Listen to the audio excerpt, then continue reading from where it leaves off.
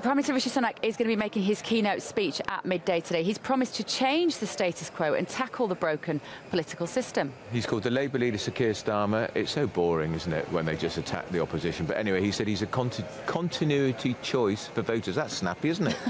Continuity. That's really going to get them going in the dog and duck tonight, isn't it? Continuity choice for voters. Well done, Rishi. So what needs to change? GBNews presenter and leader of Reform UK, Richard Tice, joins us now. Good morning, Richard. A very good morning to you. Well, whilst you're away, you know, I'm staging a coup in the studio, Bev and Andrew. Good morning. Look, a huge amount needs to change. Always nice to see you. A huge amount needs to change. And what's extraordinary about the pre-briefing for the Prime Minister's speech is that actually we're not hearing about anything as to what he is going to change. He seems to forget that his party has been in charge for 13 years. All the problems of the country, whether it's the amount of tax we pay, whether it's the fact that none of the public services work, you've just been touching on mass migration. They're responsible for all of this, and yet he's trying to blame the Labour Party. And the only thing he's going to announce is scrapping the one long-term policy they've been hanging their hat on for the last 13 or 15 years, which I've always been against, by the way. But if he genuinely is going to scrap it from Birmingham to Manchester, he's actually scrapping the best bit of a whole bad policy. Quite extraordinary. And no positivity, no action.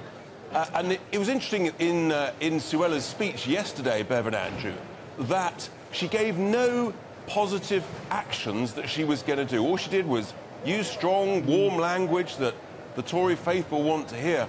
But where was the policy? Where was the action? And that's why Nigel last night quite rightly criticised it. All warm words, no delivery, no action, and the British people will be left disappointed. Nigel Farage's popularity here, Richard, we just want to mention this a little bit to touch upon it. Rishi Sunak is saying that he'd be welcome back in the Conservative Party. That's the only way he can say, that's the only response he can say to Nigel Farage being here, given the reception that he's had here in Manchester. It's an interesting dynamic, isn't it? Do you think he would join the Conservative Party? I think that he would if they were going to make him leader. Look, I think everybody's having quite a lot of fun, making a lot of mischief. I think Nigel's making a bit of mischief. I think actually the Prime Minister was probably doing that in return. Look, the reality is that Nigel is challenging them like you. Where's the delivery? Where's the action? Where's the future? How are you going to put right what you're responsible for causing that everything has gone so badly wrong? And I think that's the key message that's going to come away from this conference, the last conference before the election. Everybody assumes that actually we're almost now into the sort of the 12-month countdown to the general election. And I think what we've got to do is we've got to say, these are the things that have gone badly wrong after 13 years of Conservative leadership, and this is what needs to be done in order to fix it, to get the country back on track again. Richard, if you were to do an assessment of what the Conservatives have achieved in those 13 years of government, could you list 5 major achievements? No, absolutely not. It would be impossible. It would take a long time to think about that, Andrew. I could think about one that they have done, which is we have technically, legally left the European Union. That is an achievement that we all played a significant role in. But they haven't then used that great opportunity. That opportunity is still there. We can still make a huge success of it. But you've got to believe in it. You've got to actually do it. You know, if you're going to do a job, Andrew, do it properly, or frankly, don't bother starting. And that's our big criticism of them at Reform UK. You've got to cut taxes, you've got to cut wasteful, daft government spending and useless EU regulations. You've got to get the country moving again. That's what people want. And look after British people. That's what Suella was talking about yesterday, but no, everyone knows nothing will happen, even in the hall itself.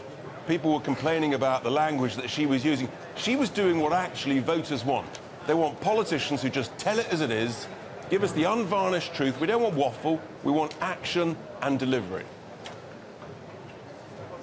OK.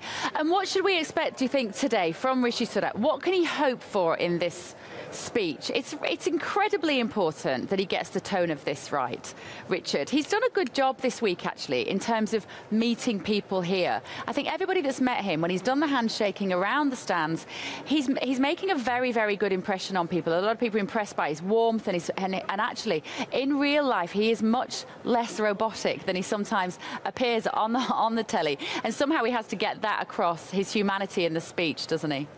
He does, but his speech could be completely kiboshed if the rumours are true that Andy Street is on the verge of resigning, his Conservative mayor of Birmingham, over the HS2 policy. If that's true, that will be the big story of the day. In terms of what he's actually going to offer in the speech, well, the fact that nothing has been put out there except the sort of the rumours and the complete mishandling of the whole messaging around HS2, actually, I think, yes, he can glad hand and impress people walking around. But people want action, Bev. They want to know where the country's going. They want solutions. And we've heard none of that at all. If he wants to really impress, that's what he's got to do. I just don't think we've heard anything like that at the moment. And that's why, frankly, people are so disappointed. OK. Thank you, Richard.